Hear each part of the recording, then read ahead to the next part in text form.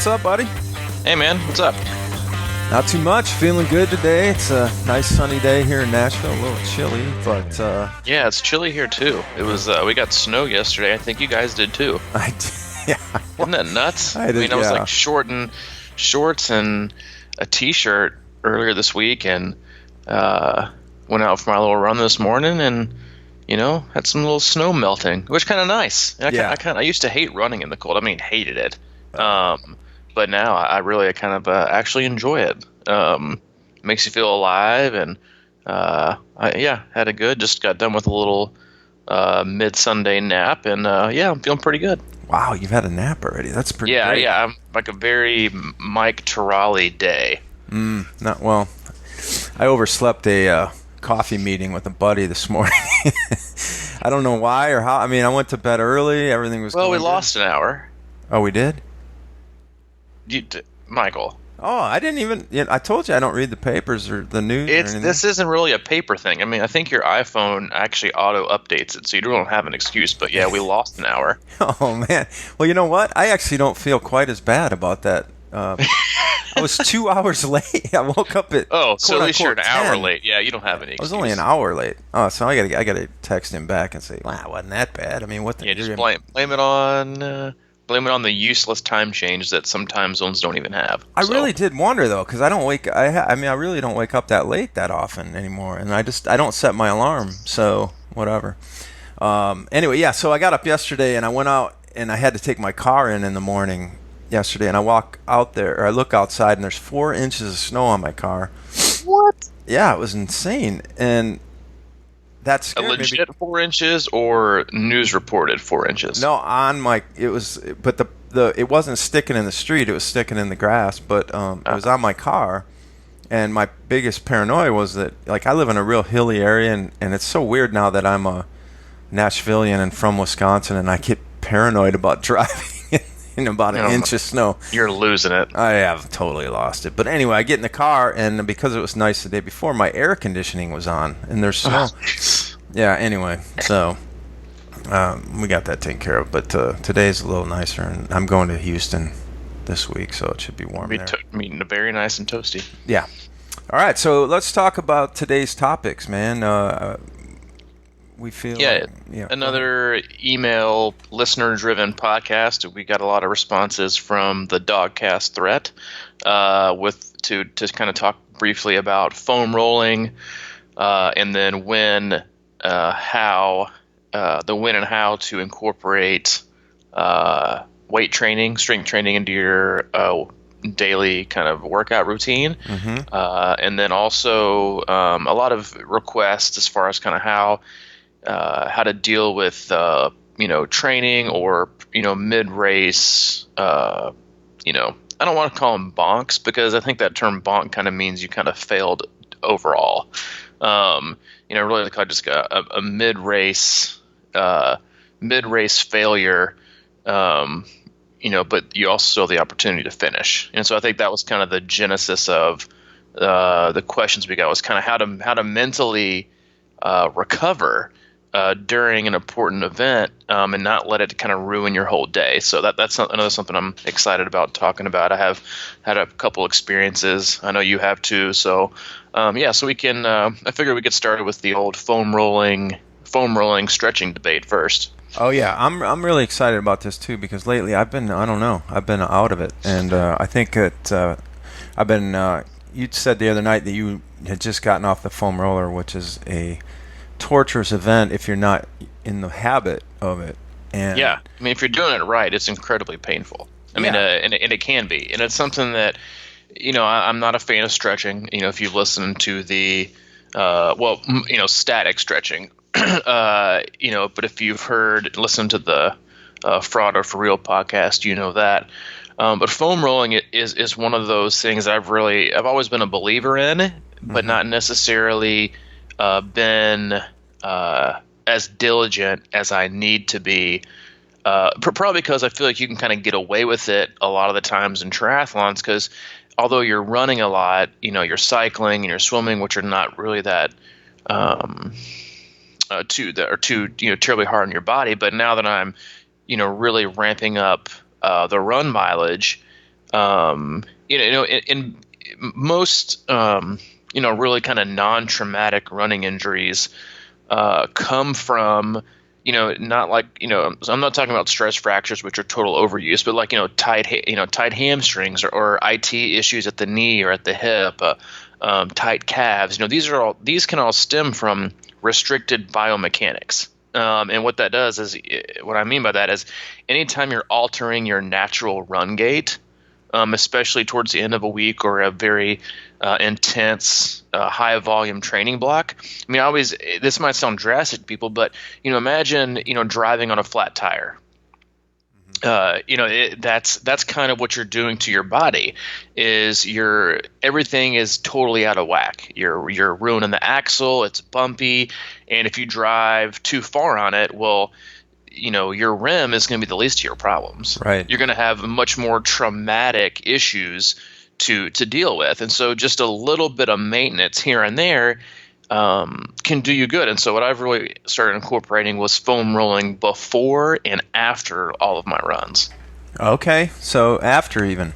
Just to loosen it up, especially for a desk sitter. It's, I think, because one of the worst things you can do, and we've all suffered from this, is you do a race and then you sit in the car for 8 hours. Well, that's really not much different than people who have desk jobs who work out or run in the morning, and then they go sit with their with their hips tight and their hamstrings tight in a chair all day. Yeah. And that's also not good for you. Right. Make a personal note there to our buddy CC about the driving after a race.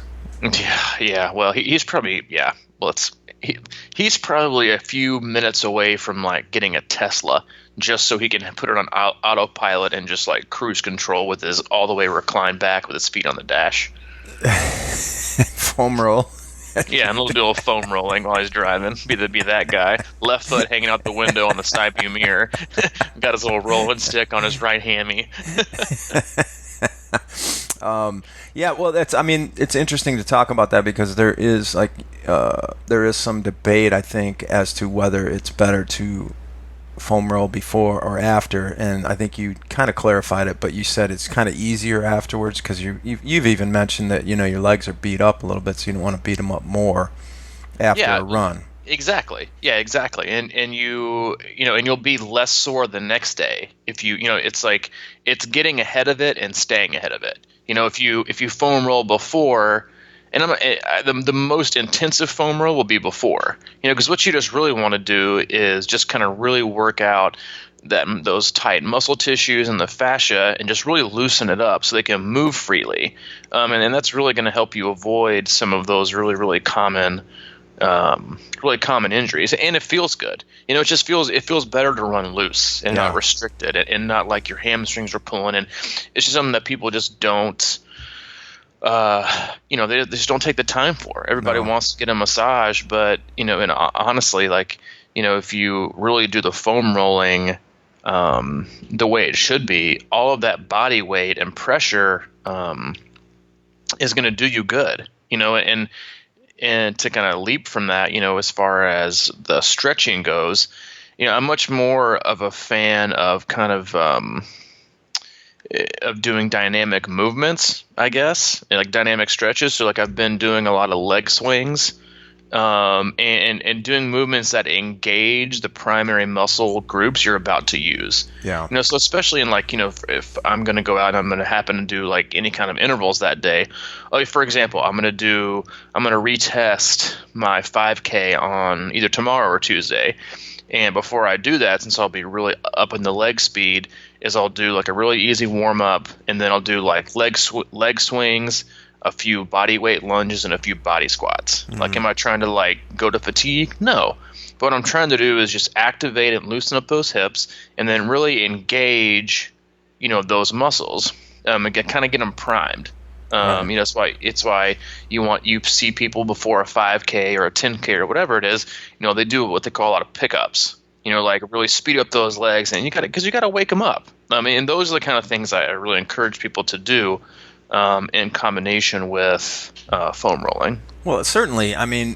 We talk about this all the time, and I talk about it all the time. It's think about it. It's this it's the warm up, and that's what a foam roller does. It warms up your muscles, and so many of us, I think, just walk over to the wherever they're running from and start running. And I just 99% of the time, my run is so much better if I take the time to do some of that stuff, whether it be foam rolling or even push-ups and sit, just something to get the blood going a little bit.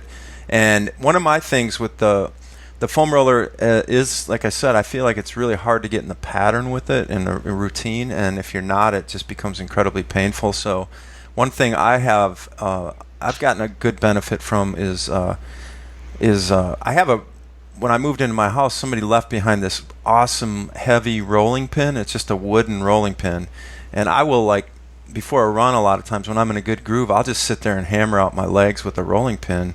And it's not as intense as a foam roller, but it's certainly, something you can feel, and it's kind of directly related to how much pressure you can put on it with your arms and upper body. But I'll just lay down and I'll kind of go up and down my legs and over and back to the calves and just kind of get it a nice. I like to think of it as a warm up and do the same thing sort of like you're saying afterwards. That's when I'm in a real good groove. It's just a lot easier for me to use a rolling pin than to actually lay down on a roller and kind of just. I think the roller's better. Don't get me wrong, but I just think it's something to kind of bridge the gap a little bit, and that's what I. No, I definitely use they have those rolling sticks, and those are really popular to use on your calves because you can your calf is so thick that sometimes it's hard to work both sides and the middle, and a lot of times that's what I'll have kind of Allie do is like, hey, I'll just lay on my stomach and just like go to town, and just it's gonna hurt, but it works, it's part of the process. You do everything else you do hurts too, when training sometimes, but you just kind of take the lumps to prevent the bumps. Yeah, and that's what it is, right? It's the fascia that you're breaking up. It's your, for lack of a better, correct me if I'm wrong, but for lack of a better word, it's sort of these vertical muscles that get constricted together, and what we're doing is trying to separate what's in between them. And that's that in its own right elongates the muscle, and so many people will try to stretch with that compressed fascia in there, and that's you're stretching the whole, even it's still connected and not moving freely of these muscles. That's kind of how I understand it.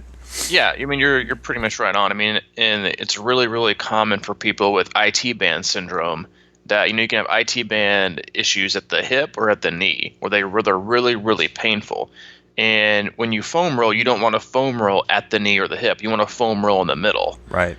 Because the reason you're having those pains is because your muscle is so tight. So every muscle has an origin and an insertion point. So every time your muscle gets really, really constricted and balled up in the middle, well, what it's doing is all that increased tension of surplus in the middle is pulling on both ends. So whether it's pulling up on the insertion or the origin, it will depend on if it's your knee or hip that hurts. But if you can just imagine, where your muscle attaches, especially at the knee, I've had it before and it's incredibly painful, it's pulling and aggravated and inflamed, and the fluid is minimal that's supposed to lubricate, your joints and everything else. And that's why you roll in the middle to loosen the whole thing and not just focus on where the actual problem is. I'm glad you brought that up, because a lot of times people with ankle problems, not that they would roll an ankle necessarily, but they want to like massage the ankle itself, but a lot of times those problems originate in the calf, as far as I'm concerned. Yeah, everything usually happens north to south. So if you have like if my knees on a long run or during the week are really starting to hurt or achy, it's not my knees that's a problem, it's my quads. Mm-hmm. My quads are super, super tight. And if I roll those, it rolls everything down. Same thing with, people with their plantar fasciitis or heel issues or Achilles issues. In order to start working on those, you start above it. Yeah. You start with the calf. Yeah. And you roll those, and it all kind of goes north. It all goes north to south, which, the very most south point at your feet is when and where most people really can get injured, and that's what's going to leave the longest layoffs. Those two of my biggest fears in life are having a really serious foot injury or a real serious back injury. and because they take so long to heal. Yeah, all right, man. Let's move on to weights. And Well, this is like one of those another. We probably could have gone like in the fraud or for real section with this, oh, because a lot of people for a long time like, oh, you don't need weights. You're going to become too big, you're going to become too bulky, and then when you do weights, you want to do like the real low rep and the real high, or excuse me, the real low weight and the real high rep, which has been totally debunked.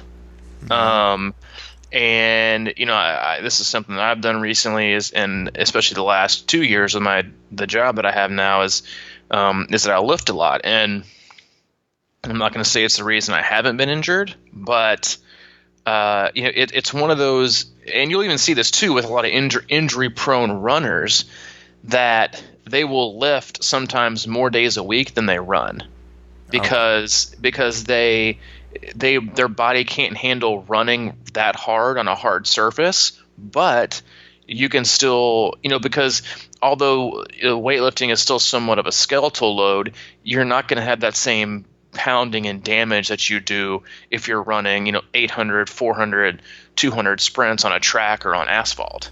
And so you can it's a good way to bridge the gap, and it's a good way to work on imbalances in your body. But now that there's as far as longer distance stuff goes, I think the jury is kind of still out. But as far as short course stuff like 5Ks, 10Ks, they actually say that 6, 8 to 12 weeks of really, really high load, low reps shows benefit. As far as it doesn't increase your VO2 max, but what it does is it can increase your ability to hold form for longer. Yeah. Because of how much stronger you are, which is, a lot of people, and this is really, really common, I think, with runners especially, is I don't want to lift weights because I don't want to get any bigger. It's like, and I think that's probably a different conversation, because if you're at that point and you don't recognize the benefits of cross training and strength training and using weights, then the conversation with you is more of do I have an unhealthy relationship with the sport that it's all based on body image, or is it based on the science and what's going to make me a more durable, faster, stronger runner? Right. Yeah, I mean, I've actually done some running on this and been curious about it for a long time. There's a lot of people that say that like those full body lifting, the deadlifts and the clean and jerks and things like that. Even small doses. If you can raise, for example, if you can raise your deadlift way up, that naturally makes you a better runner. Well, they're explosive movements. Yeah. Most what they call Olympic lifts, like the back squat, deadlift, power clean, hang clean. Those are all what they call explosive movements. Mm-hmm. And there's a really good Twitter account I follow that's called Altus, and he is basically this guy. Basically, is like the leader in track and field as far as like developing runners and short distance stuff, and they always show how much work they do in the weight room. Now, is that going to translate to longer distance athletes that have to have it? No, not necessarily. But does it hurt? And by no means. And there's just this huge fear that I don't want to get big and bulky. Well, if you strength train 3 or 4 days a week and you still do a ton of easy cardio, you're not going to bulk up. And then that's just kind of this myth that's always been out there, is if I lift, I'm going to get bulky, and and racing fast is all about how much you weigh, and racing fast is about how skinny you can be, and that's just horse crap. It's like, you see the runners that I know have in the past and even present in triathletes that always get injured are frail. They're built like a twig, and they're the ones that eat lettuce and have a Tic Tac for dessert, and they're so scared that they're going to end up putting on muscle because it might interfere with how much faster they run. Well, I'm here to tell you that if you lift weights and you increase and strengthen your frame, you become a more resilient athlete. And that's where you bridge the gap from explosiveness in a 5K or 10K to helping prevent injuries down the road if you are if you're just strong, have a stronger frame. Like You're if talking you about building tweak. your chassis all the time. Exactly, building your chassis. And it's like you see people, I twisted my ankle on the sidewalk. Like, give me a break, people. Like if you did any kind of like mobility work or strengthening imbalances in your body, with weights or TRX movements or full body movements, like those things, and you can find a way to balance both. Like there are a lot of movements that you can do that, and I do a lot right now because of just the mere fact of the demands of trail running, because you're never running on really even ground, so I got to have a strong core, I got to have strong hips, I got to have a strong foundation that's able to, not just be okay running in a straight line. I got to have, strong ankles, and then I got to be strong uphill, but I really got to be strong downhill. You got to work your eccentric and concentric exercises, your lengthening and your shortening.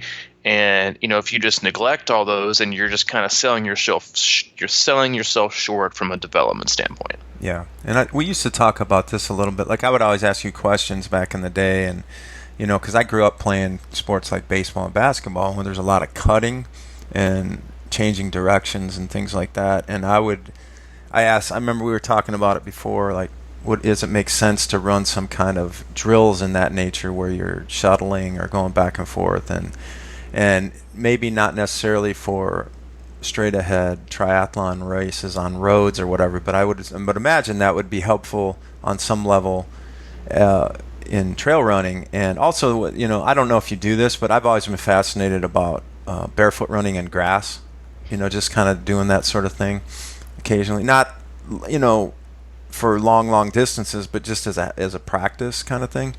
And I don't know if that's opening a whole nother can of worms, but it's definitely a whole nother can of worms. Yeah. But it's all important, and there's just so many things you can do to help. What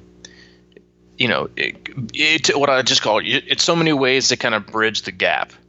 You hear it all the time, and we've had listener emails. If I live in a flat terrain, so a lot of people will email us, or have emailed us about, how do I succeed and really perform well on a hilly course when I live I live somewhere that's really flat. What I'll tell you is that there's always a way to improve with what you have, and tell anybody who's ever gone and competed in Kona, for example, who lives in a mild climate. Like there's always a way. And for me, I live somewhere where is it hilly? Sure, but it's not Colorado hilly. So like when I do weight training, I've got to work on movements that will help make me more resilient for the downhills. I've got to work downhills more and do them more often. When it gets closer to race day and when it warms up, I'm going to have to hit the heat training a ton to bridge the gap from my lack in altitude training.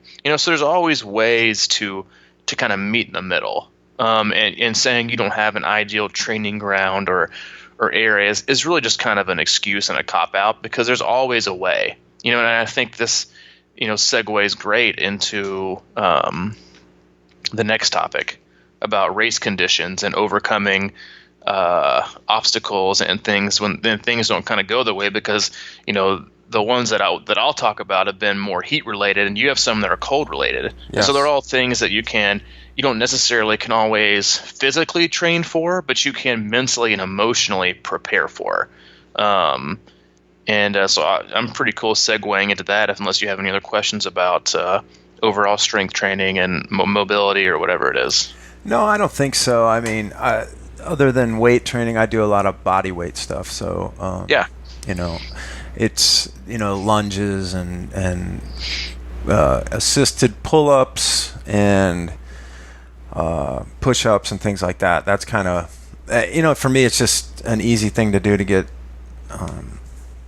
my just get moving. I guess it's something that you can do around the house real easy. Anytime, like, and I get in habits if I'm watching. I really only watch basketball or sports usually, but I do it during commercials. I force myself to do that sort of thing. I just think it's an overall good practice to get into. Yeah, push-ups and pull-ups, they'll help your swimming out too if you can do it. Yeah, seems to have been.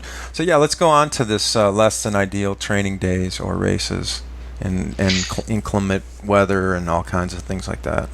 Yeah, I mean, I can't, I think the reason behind the email was more of like a nutrition standpoint, but I think that kind of it all goes hand in hand, and it's all about dealing with adversity within the race and how you can come back from it.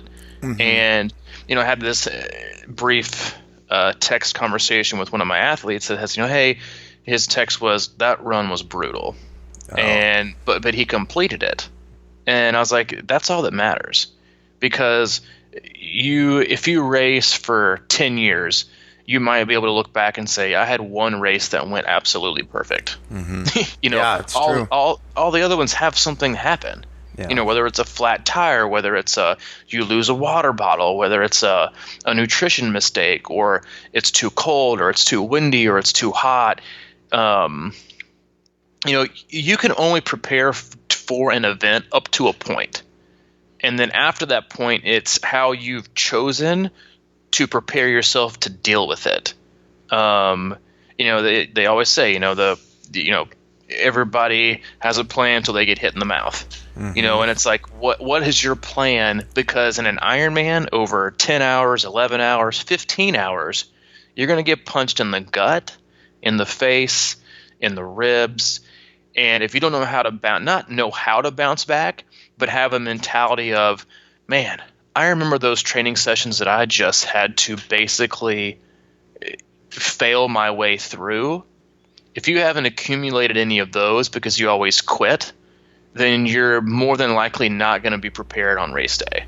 Yeah. And that's the kind of the message I was trying to send to this athlete was, these are the training sessions that you take with you to an Ironman, because you were able to complete it and find a way to finish it without regard for any kind of preconceived notion of time, pace, expectation. It was, I'm going to finish today because I want to finish today, no matter how bad it looks.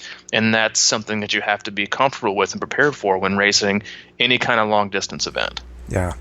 Yeah. I really love it when I'm not a big planner, as you know, in general. So yeah, I know. I'll just look outside and say, says the guy who was 2 hours late to a coffee meeting this morning. Yeah, 1 hour maybe. It was debatable. But I look outside and I'm like, oh, okay, yeah, I'm going to go for a run.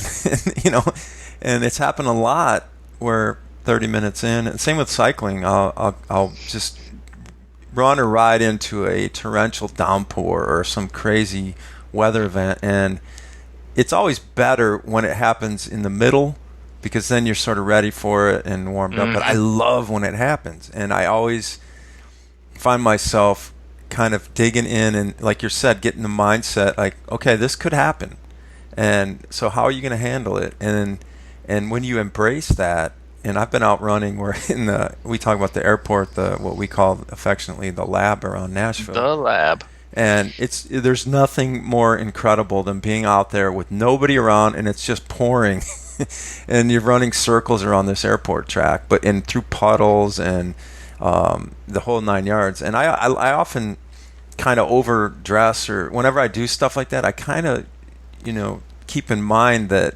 I could get hot, so I don't always strip down. I sometimes will make myself a little bit uncomfortable when it would be easier to take your shirt off or whatever, and just kind of try to plow through that, just to get used to that feeling, because that's what it's all about for me, is getting the feeling in your head and knowing that you can overcome it. So when you get out there, but I've had obviously some races where it's really just gone wrong, and yeah. I mean, and so much of that is training. I don't know. This is probably nitpicking, but it always not aggravates me, but I always kind of question people. It does aggravate me when you see people who only train in their race kit, with their race wheels and their race kit and their aero helmet, and everything is always perfect.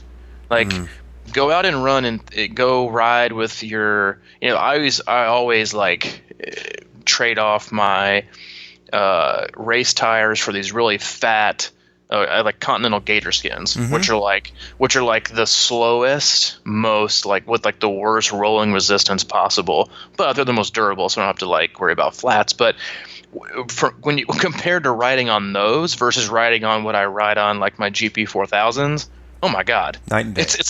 Oh god, it's like walking with a weight vest versus running with the wind behind you, and or it's like going out in your cycling jersey with your pockets stuffed full of food and stuff, and having that extra weight and that extra stuff maybe flapping in the wind and your regular road helmet versus your aero helmet with nothing on you and your race kit. Yeah. It's like don't impede progress for the sake of what's easier today.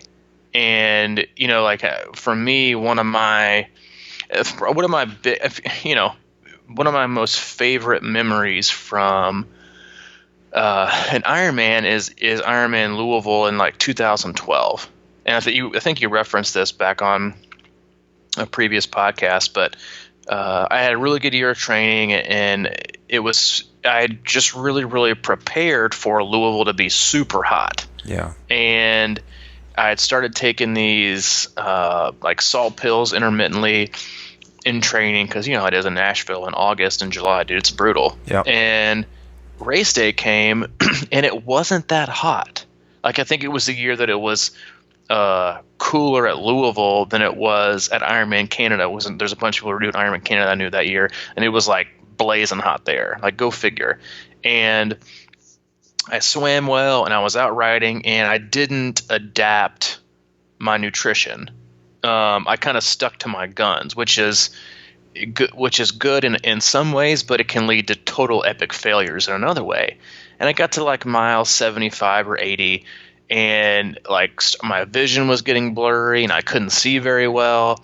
And so I pulled over on the side of the road where there were some friends spectating, and I was like, I can't like see. Like I'm just like swerving all over the road, and I had taken in too much salt that I was actually had way too much, and I was actually holding on to water versus sweating it out.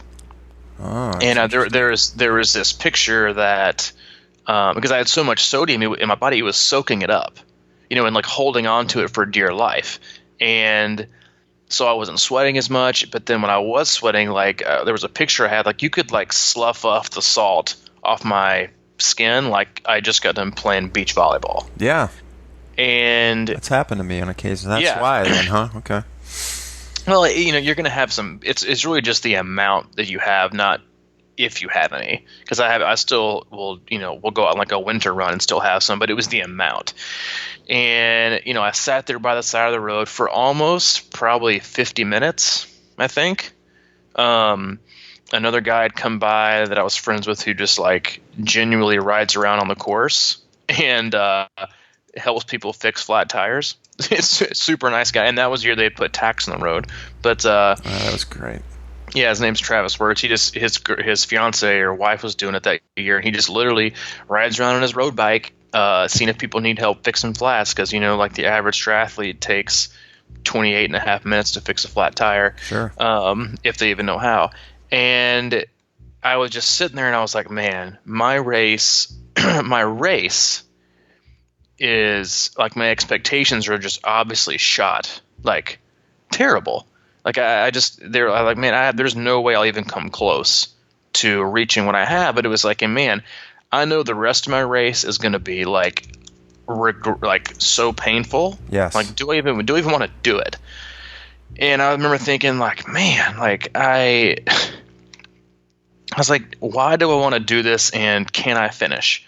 And I was like, I think I need to. I think I need to do well. And I'm looking back now over my splits that day. I was like 69th overall out of the water, and then had like a 6:30 bike split, which is really, at that point, is really, really slow for me. But I went to 724th overall.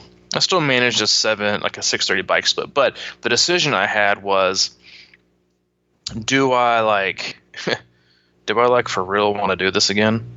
Like, and be okay with it. And so I remember I got back on my bike and I was like, I'm just going to make it to transition and see what happens. And I got to transition and I got in and I had a 10-minute T2.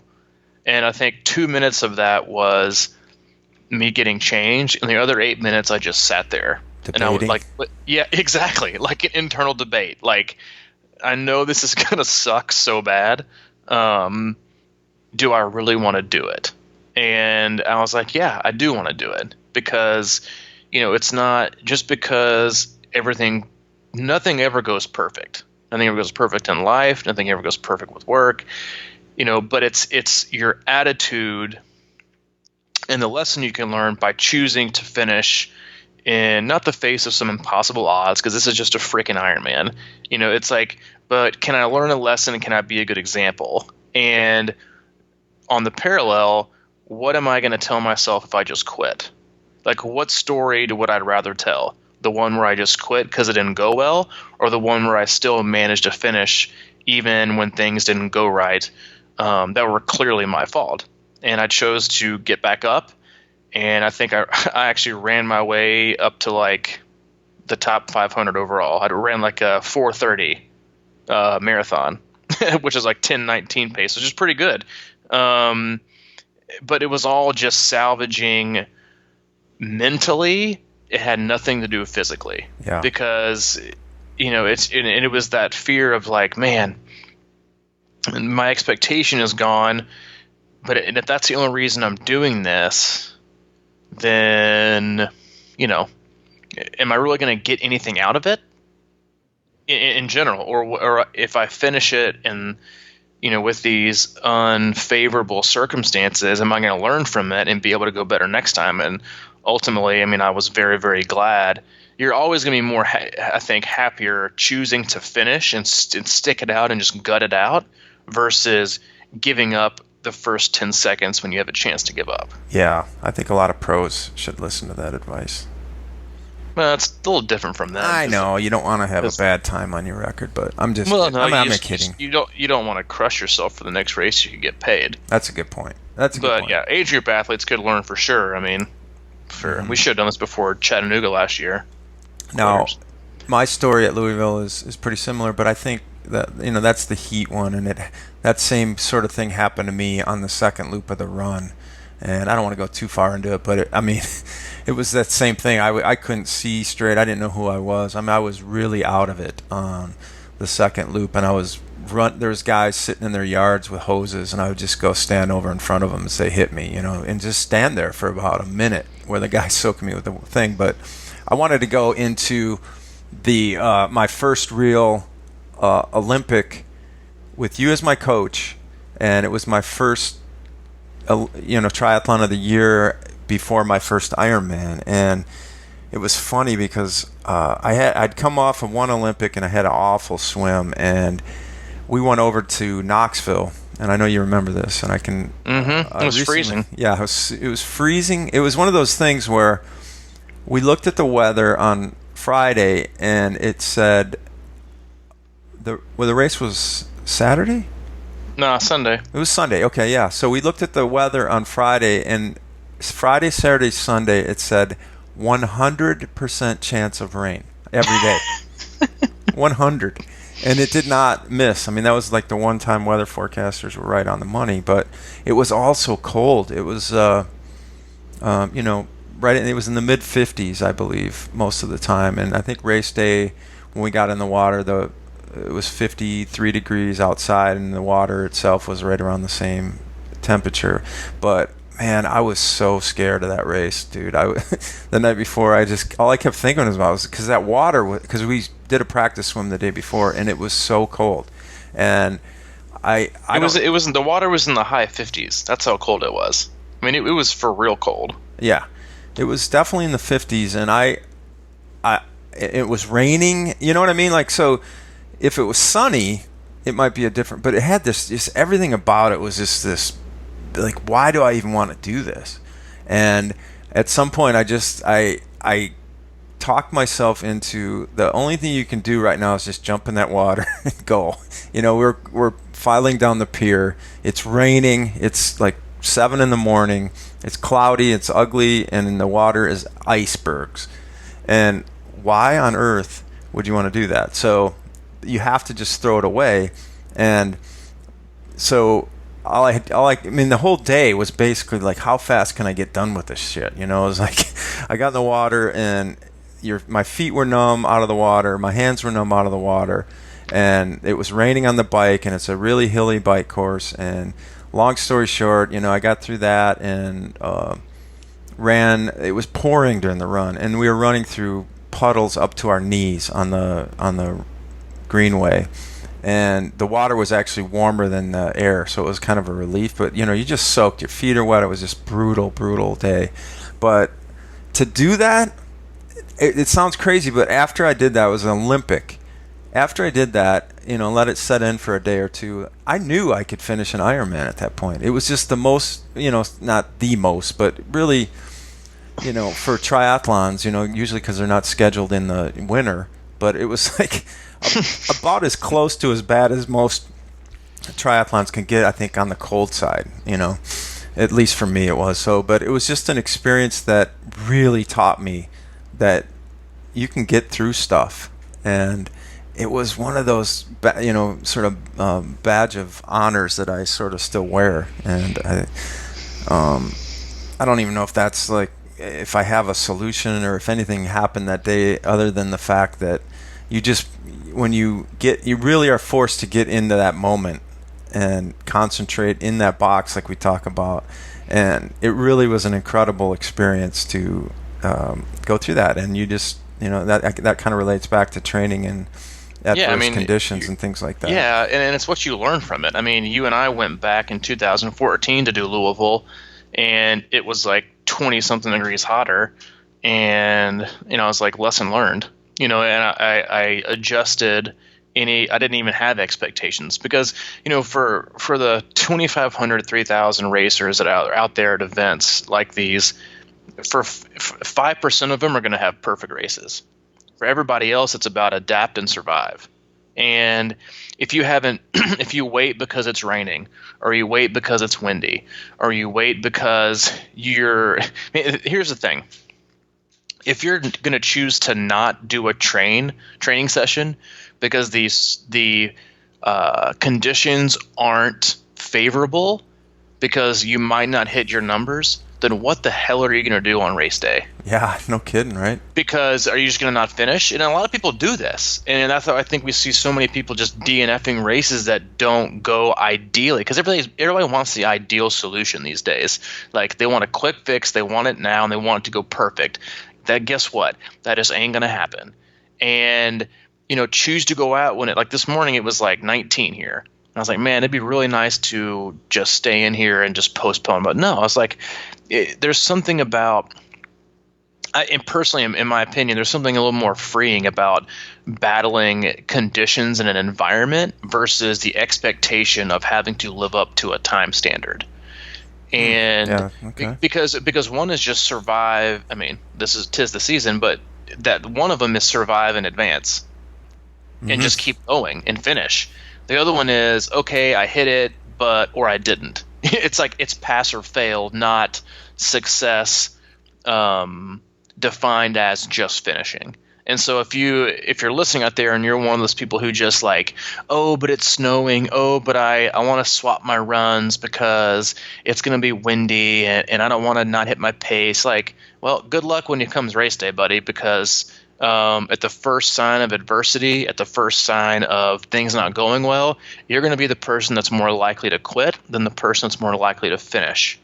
And, you know, if you can't focus on that during training, then how can you expect to wade your way through something like that in a race? I agree. I was talking to a guy the other day, and back to the place where I like to ride my bike, which is that old airport, and you've been out there many times, and you understand how windy it can get out there. Oh, God, there's nowhere to hide. No, it's incredible. Like, sometimes I sent you that one video of that they have long grass at some points during and it was literally 90 degrees blown over. And whenever you go out there, especially in the afternoon, you're going to hit major wind going one way or the other, or a crosswind, and it's kind of brutal, really, in a lot of ways. And I was telling a guy that I love to train out there, and he should come out there and join me sometime. And he said, "Nah, I hate going out there. It's just too windy out there." Exactly. And I said, "What? That's why I love it." Exactly. Like you and I have done like 40. I've done 80 miles there before, but you always see these people who have never been out there that they come off the greenway where it's shaded and so much foliage that you just can't get you can't get the wind, and they come out and they take like one lap in the lab and they go back on the greenway. Yeah, because it's because one direct. I mean, literally, you know how it is. Literally, one direction.